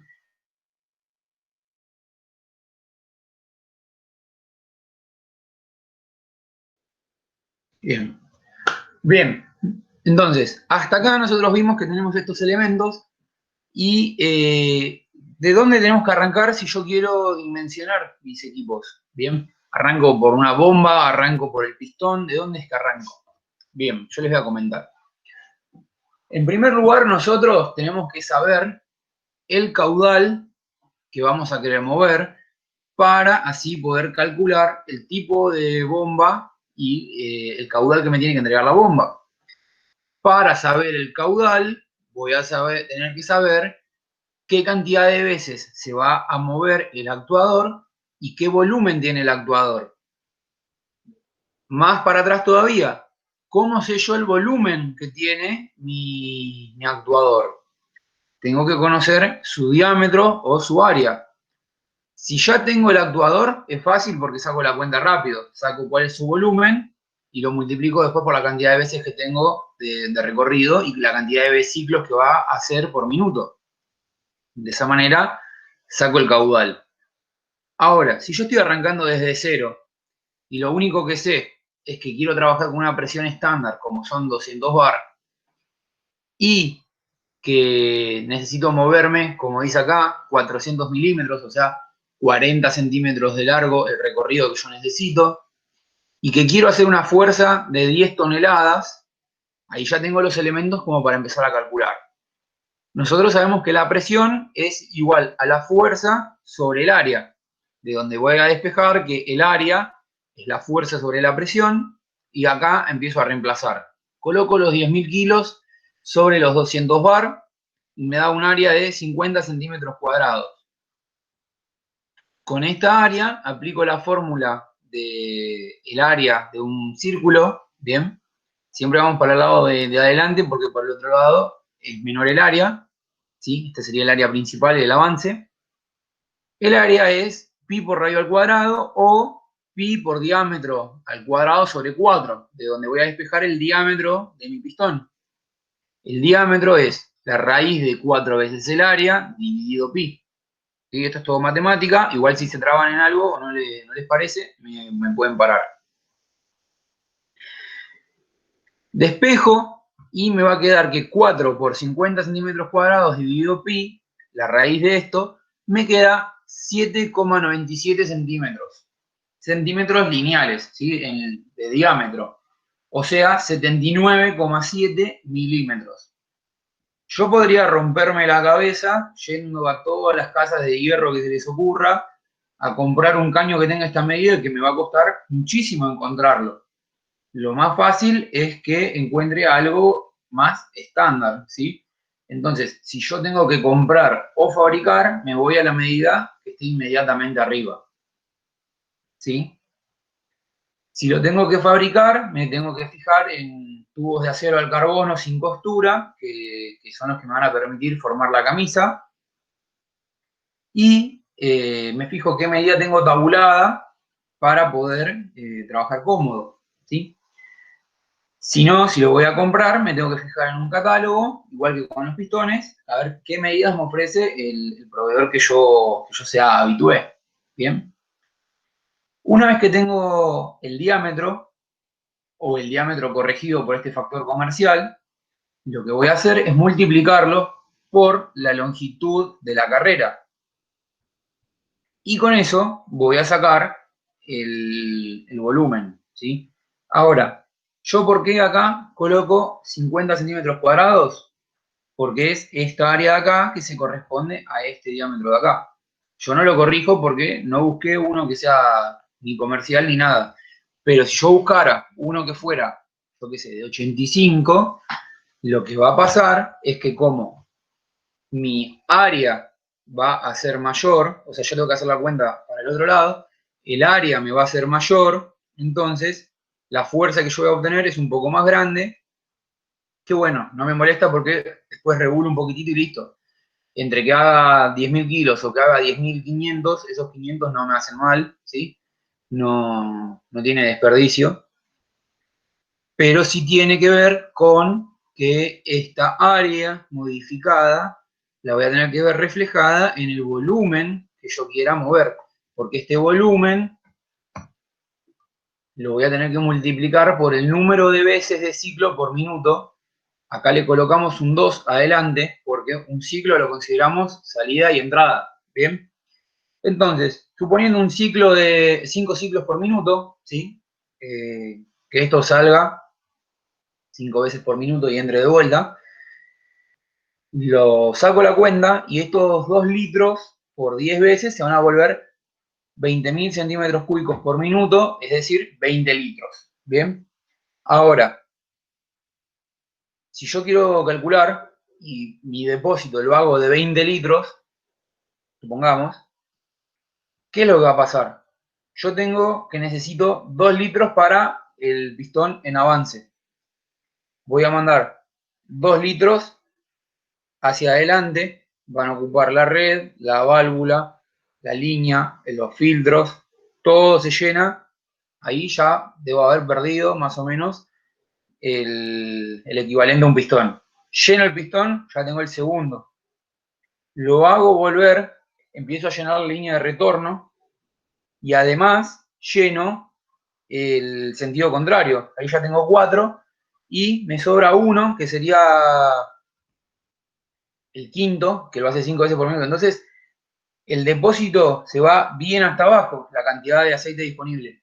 Por eso, mínimamente, lo que se recomienda es el doble del caudal para llenar las mangueras, la instalación de lo que serían los filtros, la válvula y siempre el sistema, una vez que esté completo, sea en avance o en retroceso, va a tener líquido hidráulico el pistón adentro, ¿sí? Entonces, fíjense qué rápido yo me consumo toda la cantidad, el volumen de líquido que yo tenía pensado para mi depósito. El depósito no está lleno hasta arriba. Entonces, ¿qué volumen le voy a dar? Mínimo, el doble del caudal que voy a usar, porque cuando esto empieza a actuar, se va a empezar a vaciar, ¿sí? Hasta que después de un par de ciclos, el retorno me empieza a devolver y el nivel se va a acomodar, ¿sí? De todas maneras, para evitar que haya ningún problema, la bomba tiene la toma con su filtro en aspiración a una altura que me permita siempre estar trabajando con un nivel apropiado. Y voy a tener que delimitar un volumen mínimo y un volumen máximo. El mínimo para evitar que cuando la aspiración está tomando, tome aire y pueda meter alguna burbuja al sistema, que cuando yo meta una burbuja dentro de la bomba y la presuriza a 200 bar, esa burbuja de aire, aguas abajo, cuando encuentre un poquito de lugar, va a empezar a cavitar y se van a sentir ruidos como explosión, porque se va a tratar de expandir ese aire. El aire, a diferencia del fluido, a 200 bar, lo vamos a recontra comprimir. Ustedes imagínense que con un compresor lo podemos reducir su volumen y llevarlo a presiones de 5, 7, 8 bar. Imagínense que con una bomba que trabaja a 200 es insignificante. Entonces, si la toma de aspiración está alta o baja mucho el nivel y llega a tomar aire, se van a meter burbujas y me van a traer problemas de vibraciones por cavitación dentro de la línea. Este fenómeno después lo van a ver también en la parte de instalación de hidráulica pura, ¿sí? Hidráulica de bombas de agua. Bien, entonces, la regla, mínimo, el doble del caudal necesario, de manera que podamos trabajar cómodos y seguros, ¿sí? Después acá, un bonus track moderno, digamos, vieron que ahora, hace un par de meses, en la película El robo del siglo, actuaba Francella y un par de argentinos más. No sé si han tenido oportunidad de verla, dan creo que 3 veces por semana en Cine Canal, creo. Pero ellos usan un implemento que les diera velocidad, estaban queriendo ellos, ¿cómo abrimos, no sé, 2000 cajas de seguridad que cada una tiene su cerradura en tiempo récord para que sea un robo, ¿no? Porque tenía que ser rápido. Y ellos implementan esta maquinita que le dicen el cañón Power, que no es más que una centralina con baterías, ¿sí? Funcionaba a 12 volt, como las que yo les comento de los camiones, tenía sus mangueras y un pistoncito de doble efecto comandado por una válvula manual. Además de eso, tenía todo un sistema para colgarlo, para que sea fácil de mover, porque esto lo movían de forma manual dentro del banco. Acá vemos una escena de la película, donde el actor lo que hace es usar el pistón, que no es que hace todo este recorrido, sino que la parte de atrás es como para darle apoyo a las paredes de atrás, para tener firmeza. Y con la valvulita lo que hace es mandar el pistón hacia adelante, y con eso revienta la cerradura y vacían todas las cajas de la bóveda y se llevan todo el dinero. Que es un robo histórico que pasó acá en Argentina, lo hicieron película. Durante la película, si tuvieran la oportunidad de verla, si no yo les comento, ellos alegan que tenían fallas con la máquina, como que se trababa. Entonces, yo les comento para la próxima vez que la vean, o si la vuelven a ver, para que miren con detenimiento este equipo que es de hidráulica, que es un tema nuestro. ¿A qué se podrían haber debido estas fallas? Bueno, nosotros si vemos el esquema es súper sencillo y no contempla la refrigeración del fluido. ¿Qué es lo que pudo haber pasado? Que haya tomado temperatura todo el equipo, entonces la válvula, supongamos que dilató el metal de la válvula, entonces yo cuando la quiero accionar no acciona. Supongamos que se dilató el metal del actuador, del pistón, también se dilata y se empieza a trabar contra sí mismo y no quiere correr. Bien, por más que yo tenga 200 bar de acá atrás empujando, si el metal se agarra, porque está recontra caliente. Esa es una, y la otra que podría haber pasado también, que se me ocurre, no participé del robo este, es que también podría haber pasado que ellos erraran el cálculo de la bomba. Si erraban el cálculo de la bomba y la bomba da un caudal muy chico, la velocidad, ¿qué hubiera pasado? El caudal no era necesario para llenar esto con la velocidad por la cantidad de ciclos que tenía que hacer. Ellos querían abrir, no sé, supongamos 2000 cajas en una hora, Entonces, nosotros tendríamos que sacar la cuenta de cuántos ciclos por minuto serían para sacar el caudal. Si la centralina era para hacer un trabajo chico y liviano, lo más probable es que se calentara el motor o que trajera otras fallas por un error de cálculo a la hora de dimensionar, ¿sí? No sé si tuvieron la oportunidad de verla. Sí, sí, yo la vi. Bien. Creo que dice que se calentó. Dice que se calienta, si no me equivoco, ¿sí? Sí, dice sí. Bueno, y justamente el tema pasa por ahí. Hola, Ale, ¿cómo va? ¿Mataron a alguno? Aprobaron todos. Buenas noches a todos. Buenas A mí noches. me mató. No, El 4 me clavó. Bueno, 4 es un 4. No es promoción, pero no estás muerto. Sigue en carrera. no. La idea es que los conceptos queden fijos. Próxima Se clase entiende. vemos cómo hacer burbujear oro en la casa de papel. Te dije que estaba bueno ese ejemplo. Hay que buscarlo también. Una puerta más, una salida laboral más. No, Robar por bancos. favor, hay que cortar este pedazo de la grabación. ¿Cómo van ese? ¿Ya pasaron la parte de los Bien. ejercicios y simulaciones? No, ahí ahora terminamos la parte de teoría de hidráulica. Vamos a ver un poquito de simulación y falla de detección de falla. Muy bien. Llegamos para la parte interesante. Sigo, en esta máquina sigo sin poder arreglar la compu pero estoy acá. La cámara. Sí, no puedo remediarlo. Bueno, No hay drama. Bien. No sé qué ideas si serán buenas, Elías, pero la idea es esa, que se vayan con ideas. Espero que estés pensando en hacer una pala excavadora y no robar un banco. Bien. Vamos a seguir con la presentación.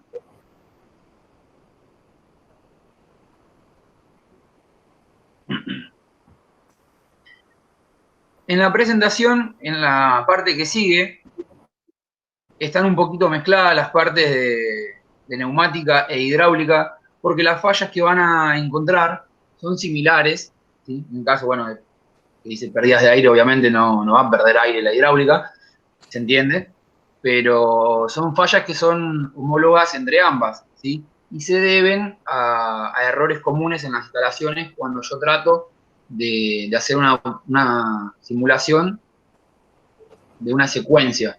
Cuando tengo un pistón que entra y sale con una valvulita sola, como venimos viendo en los ejemplos más básicos, estos errores no existen.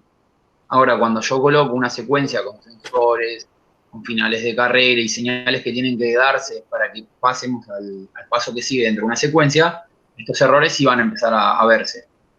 Lo que van a tener ustedes es esta imagen, tenemos esta imagen donde se presenta el ejercicio fijo, ¿sí? Está toda la instalación completa, me dice qué tipo de secuencia estoy usando, me dice qué tipo de archivo es, porque estos archivos los tienen todos subidos en un Dropbox para que ustedes los puedan bajar y simular con el Festo Fluid Sim de neumática.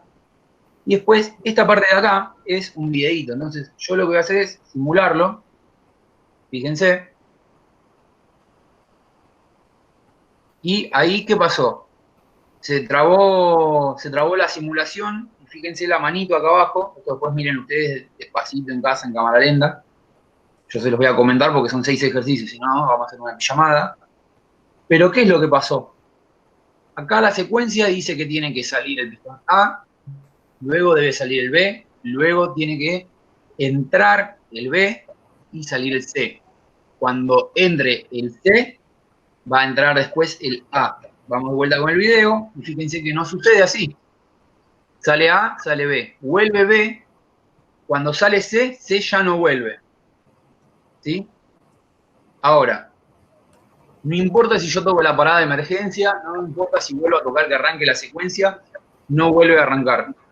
Entonces, en la filmina que sigue, volvemos a tener todo definido, pero fíjense que acá arriba, a la izquierda dice resuelto. Bien, es el mismo ejercicio y acá lo que se indica, fíjense, está con un círculo rojo y me indica cuál es la falla. Bien, yo se las voy a comentar para que tengan un poquito más de concepto y que no queden en el aire. Dice, falta la marca del fin de carrera SC+. ¿A qué equivale esto? Equivale a que no se cambie el estado del fin de carrera o que el pistón no complete el recorrido o no lo toque. O también podría ser el equivalente a que el fin de carrera esté roto, ¿bien? O se haya movido. Ustedes piensen esto, qué picardía. Yo hago esta máquina, anda todo espectacular, y después de tantas veces que el pistón fue hasta el final del recorrido y tocó ese final de carrera, puede ser que eventualmente lo haya movido un poquitito y no se genere el desplazamiento suficiente en ese fin de carrera para que se actúe. Entonces, la máquina yo la prendo, anda, y anduvo 1000 veces. Hizo 1000 veces esta secuencia en forma perfecta. Hasta que finalmente ese fin de carrera se corrió de su marca, entonces no actúa. También podría pasar que el rodillito que vemos acá se haya roto, podría pasar también que se haya trabado, ¿bien? O podría pasar que se cortara la señal que tiene que salir de acá hacia allá. O sea, se podría haber cortado esta manguera o esta manguera de acá. Ahí podríamos mencionar la parte de mantenimiento, por ejemplo, respecto de la válvula. Bueno, dale. Lo que hace referencia Florencia es que en estos casos nosotros no lo tenemos en el aula, tendríamos que después subir la válvula, esta que nosotros vemos acá como fin de carrera, es una válvula, fíjense, es una 3-2, es decir que tiene 3 conexiones, 2 posiciones. Nosotros lo que tendríamos que hacer es hacerle mantenimiento sobre el área de contacto y sobre el vástago. Si bien las válvulas por ahí son fáciles de conseguir y son económicas, ¿sí?, no quita que se pueda realizar un mantenimiento sobre el vástago o sobre los sellos, ¿bien? Que es a lo que hace referencia la profesora. Además de eso, así como en las instalaciones hidráulicas recién les expliqué, un pedacito de cualquier cosa que esté circulando adentro del sistema que se meta donde no debe adentro de la válvula, la puede bloquear y puede hacer que no haga el accionamiento como corresponde, ¿sí? Entonces, ustedes fíjense cuántos problemas me puede traer, porque el resto de la instalación funciona y si yo reemplazar esta válvula, me va a funcionar todo lo demás también. Pero lo que me está faltando, en este caso, nosotros lo que hacemos con el simulador es quitarle la marca de nombre, ¿bien? Solamente eso, colocamos la válvula, pero no tiene su nombre, que sería el equivalente a que no estuviera andando, que estuviera desconectada o que estuviera rota, ¿bien? Entonces, esta máquina, si yo la mirara, la máquina está completa, pero no completa su círculo, su ciclo, porque no se puede pisar esa marca de ahí. ¿Bien? ¿Se entendió? Vamos a ver uno más. En el caso de esta instalación, nuevamente se repite la misma secuencia y el error que va a presenciar acá es otro diferente. Vamos a ir a verlo. Activamos, sale el primero, sale el segundo y fíjense que se siguen mandando las señales, pero ya no pasa nada. Nuevamente, si yo lo veo esto desde afuera, ¿qué pasa? Yo ahora no voy a volver a venir a revisar acá, porque ya sé que lo hicimos en el ejemplo anterior, ¿sí? Pero hay alguna conexión que no está o hay alguna falla que no permite que se complete la secuencia. En el final de carrera de SB-. SB-. En el final de carrera. Perfecto, no tiene la alimentación, muy bien. Este nodo acá era la alimentación de acá, muy bien. Ahí lo vamos a ver en la fórmula que sigue. Acá está el nodo y la alimentación que no está. ¿Y cómo te diste cuenta? ¿Vos viste el nodo? ¿Viste que le faltaba la alimentación? ¿O te diste cuenta en qué paso paró de la secuencia? Entonces es muy importante empezar a reconocer paso a paso cómo es la secuencia y entender cómo es la secuencia a partir de ver estos planos dibujados, ¿sí? Si ustedes tienen la oportunidad algún día de dibujar de proyectar estas máquinas y construirlas, Es una buena práctica técnica colocar la secuencia y colocar un plano de la instalación. Entonces, el día que alguien, pongamos nuestro cliente, la quiere modificar o le quiere hacer mantenimiento, sabe dónde es que tiene que pinchar para llegar al resultado que quiere. O puede ver a dónde va esa manguerita que tiene que conectar. Si tuviera que reconectar todo de vuelta, lo puede hacer. Como contraparte mala, obviamente, si la quiere emular, la va a poder copiar. Bien, porque con esto, comprando otro juego exactamente igual de válvulas y de pistones, lo va a poder emular. Pero de esa manera lo va a poder leer, comprender y darle mantenimiento, ¿sí?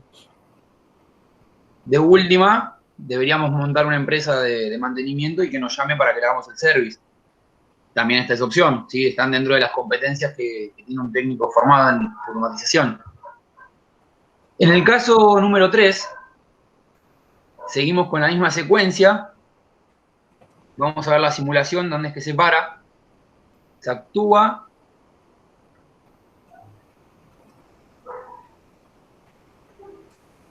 Y no vuelve a ingresar el A. O sea, hace la salida del pistón A, la salida del pistón B. El regreso del B, la salida del C y la salida luego de acá. Este paso de acá es el que no se cumplió, el A-. Entonces, ¿yo qué debería buscar? La conexión de A- está desconectada. Muy bien. La válvula que me comande ese paso, A-, voy y busco la válvula. La válvula A, busco el lado menos, veo que me falta la conexión. ¿Y de dónde tiene que venir esta señal? Tiene que venir del paso anterior. Entonces, voy a buscar la salida del final de carrera C-. El C lo tengo por acá. Entonces, fíjense que la salida de C- debería ir conectada para acá. Vamos a la filmina que sigue. Y efectivamente, la falla es esa. Y me dice, la falta de señal de aire en la salida del flanco derecho de la válvula de control A desde el fin de carrera SC- no realiza el cambio de estado de la válvula, entonces no comienza el paso que sigue. ¿Esto qué sería el equivalente? Sería a que esta válvula se trabó y no se movió, a que esta manguera se cortó, o que esta de acá también se pudo haber trabado y no dio la señal. Entonces, nosotros tenemos que ir viendo paso por paso para poder diagnosticar. ¿Bien? Salen bastante rápido, ¿bien? Esta de acá ya involucra electroneumática y las secuencias son un poquito diferentes porque involucran además un timer. ¿Bien? La secuencia sería que sale el actuador A, luego sale el B, luego entra el B y entra el A. Luego actúa el temporizador, después de que entra el A, y le da la señal para que salga el C, luego el D, y después entren. ¿Bien? Entonces tenemos 4 actuadores separados en 2 grupos. Entonces tenemos un grupo que hace toda una secuencia y al finalizar le da la señal a un timer. Ese timer, después de que termina de contar el tiempo que tiene seteado, le da la señal al segundo grupo, ¿sí? Fíjense, dice, 2 escaleras, la segunda con accionamiento por temporizador. Si no tuviéramos el temporizador, sería una salida directa desde el relé y le mande la señal hacia el de adelante. Nada más. La diferencia es que ahora la señal, primero entra un relé temporizado, cuenta un tiempo y luego envía la señal. No te va a salir, te falta el de más. ¿Qué? ¿Para que no lo simulé todavía? Ah, perdón. Bien, qué ojo. ¿Viste? Te dije. ¿Qué pasó ahí? El de más no está conectado. Bien, ahí sí es una recontra galleta. ¿Por qué pasó eso? Quilombo. Bien, el que dijo qué quilombo, sí, qué quilombo. Hay que tomárselo con un té de tilo, despacito.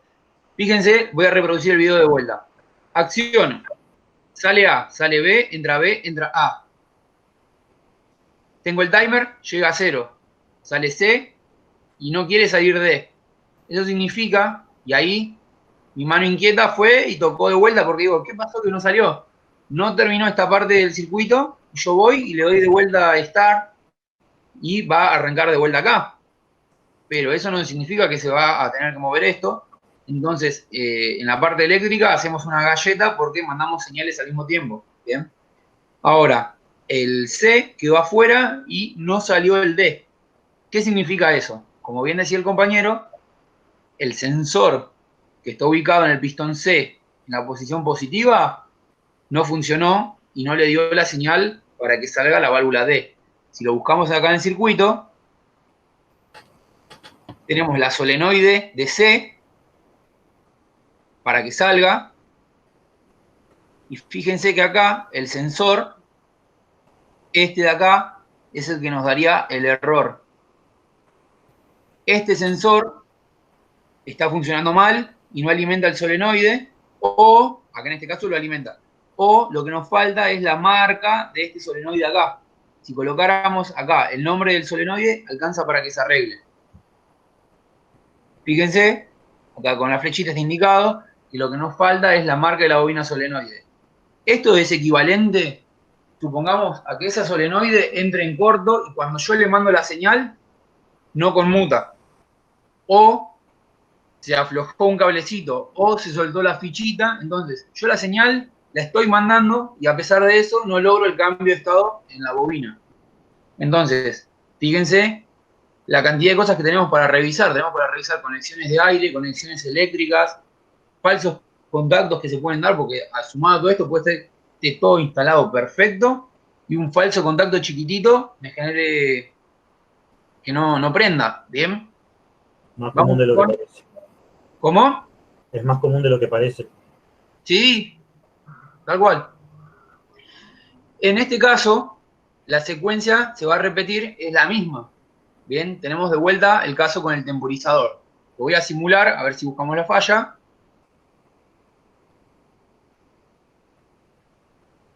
Ahí está el timer, llega a 0, arranca y queda trabado. Fíjense que la salida la mandó de vuelta. ¿Es de vuelta la misma? Sí, es la misma. Es la misma, te falta la D más en el sexto. No, es la misma falla pero con otro error, mírenlo.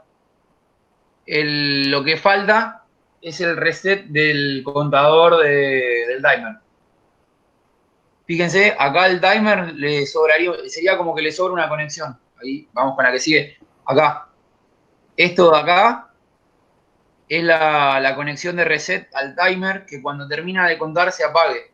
No se termina de desconectar el primer grupo y empieza el segundo y es como que hay una interferencia de señales. Fíjense que acá está. Falta el reset del contador, la primera parte funciona normalmente y luego de los 5 segundos comienza la segunda, pero no al resetearse el temporizador no se deshabilita el grupo anterior. O sea, funciona lo de arriba solo. Cuando arranca lo de abajo, lo de arriba queda prendido. No se vuelve como debería. Bien, queda energizado.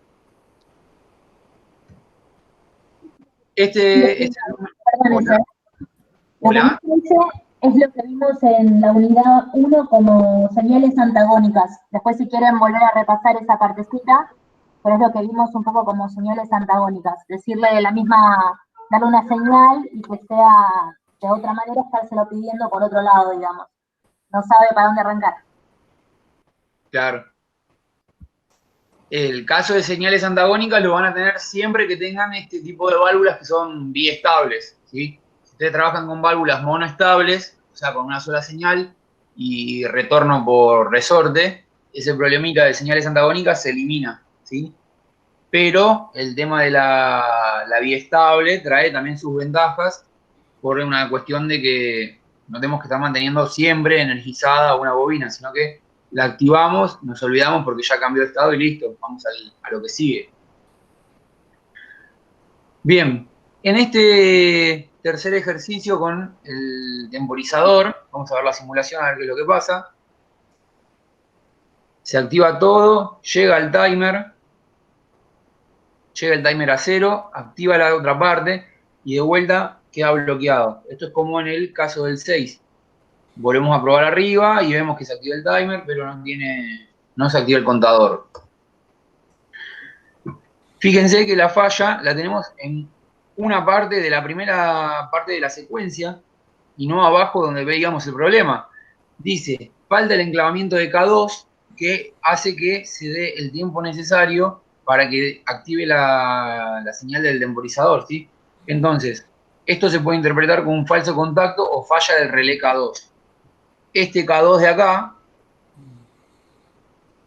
se activa, le falta acá el enclavamiento, se activa el regreso de B, se activa el regreso de A después, y con todo esto pasamos al timer y a T5. Entonces tenemos la señal, pero cuando el pistón vuelve, deja de pisar el SB+, deja de estar pisando, y como no está con el enclavamiento, se pierde la señal.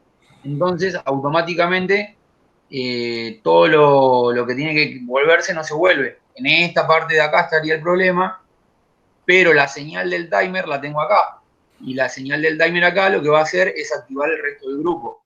Entonces, esta primera parte va a andar a medias, podríamos decir, va a emitir la señal del timer, y el timer va a hacer andar la segunda parte bien, pero vamos a tener una falla acá de tiempos, ¿sí? No se van a cumplir los tiempos estipulados. Bien, este es el último, es el de hidráulica, ¿sí? Que es propio de la materia de hoy, que no estuvieron viendo, ¿cómo se llama? Detección de fallas para todo lo que es la parte neumática, entonces lo queríamos ver todo junto. Para ejecutar la parte de hidráulica, no sé si se los comentó Flor, pero la parte de hidráulica tienen que descargar otro complemento, el Fluid Sim, que es Fluid Sim Hydraulics, o hidráulica en español, que sería como tener otro programita más, ¿sí? Va a generar otro icono más ahí en su escritorio en la PC. Bien, es todo totalmente igual, con la diferencia de que vamos a tener algunos elementos diferentes, que son justamente que tenemos los generadores de presión que son centralinas y esas cosas, que tenemos todos los accesorios de hidráulica. Lo demás, la manera de hacer las conexiones, la manera de colocar las etiquetas con el nombre, todo el funcionamiento y la simulación, corre exactamente igual. Ahora, fíjense que nosotros tenemos esta secuencia de tipo hidráulica, método cascada, en la cual saldría el pistón A, luego el B, y luego ambos regresan. ¿Sí? Vamos a ver la simulación, a ver cuál es la falla que aparece. Sale y no quiere volver. ¿Vieron? Vamos de vuelta. Sale, entra, y el B se queda como zumbando y vuelve por partes. Eso es debido a esta falla que tenemos acá en el retorno, y eso se puede deber a que tengamos una fuga o una falla de presión. Lo que va a pasar es que no quiere conmutar el cambio de estado porque le falta la presión a la línea para hacer el cambio de estado de la válvula, ¿sí? Entonces, cuando yo le mando la alimentación de la línea a la red, empieza a hacer el cambio de estado, pero tiene, como decía Flor, una señal de sentido contraria, entonces empieza como a retroceder, entonces es como que me quiere cortar el cambio de estado de esa válvula, y yo no lo estoy viendo primero con la válvula, sino que lo veo con el pistón, pero lo que voy a estar viendo es el cabeceo del pistón, porque va a empezar a vibrar como si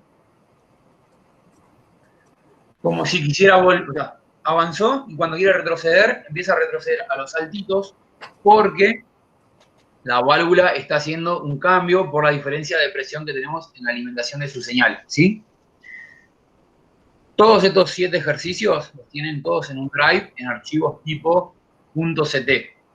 Eso significa que ustedes van, los descargan todos en un zip y los van extrayendo y los van probando de a 1, de a 2, lo que tengan ganas de jugar, ¿sí? Y lo ideal sería que lo hagan con el power abierto, entonces van chusmeando. Está hecho de punta a punta, el ejercicio que yo les dejo, anda. Entonces ustedes van a la parte de simulación, tocan simular, lo pueden hacer correr, ¿sí? ¿Cuál es la idea? Que que vayan mirando cuáles son las fallas, cómo se resuelven, dónde estarían las conexiones, ¿sí? Para que los tengan hechos. No sé si ya hicieron ejercicios de simulación para la parte neumática, pero esos archivos que están ahí en CT son para que usen... Hicimos algunos. ¿Cómo?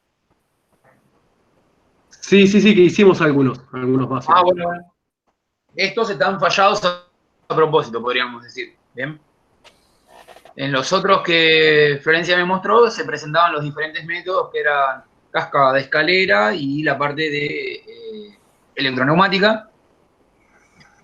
En estos, teniendo en cuenta que ustedes ya los vieron los métodos, tienen algunas fallitas como para que las vayan tratando de remediar, ¿sí? Es más que nada para que le agarren la mano. La idea sería que cuando volvamos a la normalidad, estas prácticas las tendríamos en un tablero, ¿sí? Entonces ustedes pueden meter mano y este cortocircuito, este falso contacto, esta manguera desconectada, la puedan buscar y renegar un ratito, ¿va? O sea, no es tan rápido como acá que yo se los muestro y hacen ta, y pasa toda la secuencia. O sea, imagínense que está muy bueno. O ver cómo se pero, lo... Claro, van a renegar. Ustedes imagínense, te doy el tablero descompuesto, hace que haga esto que dice la secuencia. Ustedes van a ver que no se mueve como corresponde, ¿bien? No pasa lo que debería pasar. ¿Sí? Con eso estaríamos por hoy. No sé qué tienen para la parte práctica, pero seguramente deben tener algún ejercicio o algo para cumplimentar. Ahí va, creo que está por hablar. Sí, acá estoy. Un segundo, ya estoy. Listo. Mientras tanto, le voy a decir que es una práctica muy linda. Hasta le digo que se le va a quedar fija, porque la experiencia mía de uno de esos tableros cuando cursé automatización era de neumática, teníamos que conectarlo y el pistón entraba y salía, porque habíamos conectado como una retroalimentación al mismo, la misma válvula, y entraba y salía y no entendíamos qué pasaba.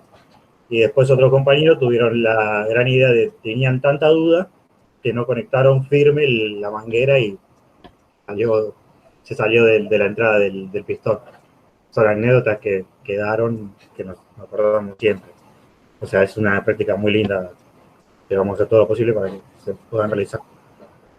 Y también ahí ver un poco físicamente lo que dice en el fin de carrera, porque uno lo que está viendo es difícil a veces de ver lo que es el fin de carrera, la electroválvula, todos esos elementos que se utilizan. En el Simulink, vos lo único que ves es que el pistón sale y que la palabrita C3 se activa. En realidad es algo más físico. Es una práctica interesante. Y como también un comentario también que siempre me acuerdo es la parte de las líneas neutras, como físicamente se conectan también. Tener que usar la lógica de cómo conectar la línea neutra entre los pistones para seguir la lógica, que así que en línea parece prolijo y en la práctica se hace una linda telaraña de mangueras. No sé, algo que quieras aportar, Ezequiel. Sí, yo particularmente lo tuve en la facultad y lo tuve en la escuela técnica. Ahí se conectó todo. Justo le estaba preguntando si se había conectado o si cerrábamos todo. Pero, claro, o sea, vos tenés el tablero y haces la práctica, el profesor te explica la secuencia, y el tablero puede ser chiquito, puede ser grande, pero vos tenés que ir con un rollito de manguera y empezar a conectar todo, un rollito de cable que lo acompaña cuando haces electroneumática y vas sacando todo adelante. Como dice Alejandro, puede ser que vos conectes mal y hagas una secuencia que no es la que te solicitan, y que las cosas se mueven, pero no se mueven de acuerdo a la secuencia que vos querés. Entonces también está mal y tenés que ponerte a detectar la falla como vimos en los ejemplos de recién. ¿Flor? Bueno, hasta acá Está muy bajito, Flor. Con la última clase de... Ok, un segundo. A ver ahí, ¿mejor? Sí. ¿Mejor? Ponele, para ver si puedo subirlo más. ¿Ahí mejor? Sí. Ok. Normalmente mejor. Joya. Ahí está. Bueno, les comentaba que esta es la última clase que tenemos de hidráulica. La semana que viene vamos a arrancar con la unidad de, bueno, esta es la última de hidráulica, la semana que viene arrancamos con la parte de agua. La parte de agua es una de las unidades más difíciles que tiene esta materia, va a exigir mucho de ustedes, tiene mucha carga teórica y hay cosas que nosotros hemos dado por hechas o hemos dado por, hemos aceptado y ahora las tenemos que calcular y tratar de alguna manera desde otra perspectiva. Con lo cual, nada, quizás sea un poco más exigente que lo que fue esta parte un poco más práctica hasta ahora. Así que bueno, les pido que tengan paciencia y que sigan la materia, los que vienen un poco flojitos más al día y los que vienen a pleno, que vamos a exigirlo, vamos a necesitar lo mejor de ustedes. En respecto de las prácticas, la idea era, pensé que iba a terminar por ahí un poco más temprano, la idea era que juntos hiciéramos la excursión que les dejé, para que vayamos charlando de los componentes más interesantes de la planta. La verdad es que ya son las 9:30 de la noche, no los voy a volver locos. Esta semana no vamos a poner actividad práctica, y vamos a construir con Ezequiel alguna que sea optativa, por si quieren reforzar lo que vieron de fallas. A mí me gustaría que fuera quizás una cuestión más práctica del video de una industria, de un proceso, que quizás tanto del simulador. Lo vamos construyendo y se lo subimos mañana. Pero va a ser optativa, no va a ser hacer estrictamente. Para aquel que quiera reforzar o que le haya gustado esta sección de diagnóstico y fallas. Así que bueno, por mí estaríamos y subo la grabación en breve. Ok. Mil gracias. Gracias. Mil gracias por la dedicación que le pone a la materia. Gracias a todos. Gracias, buenas Es un noches. placer. Buenas noches, chicos. Nos vemos. Chao. Buenas noches. Buenas noches. Chao, nos vemos, gracias. Gracias por todo, Gracias, Ese. Chao, nos vemos. Gracias a ustedes por invitarme.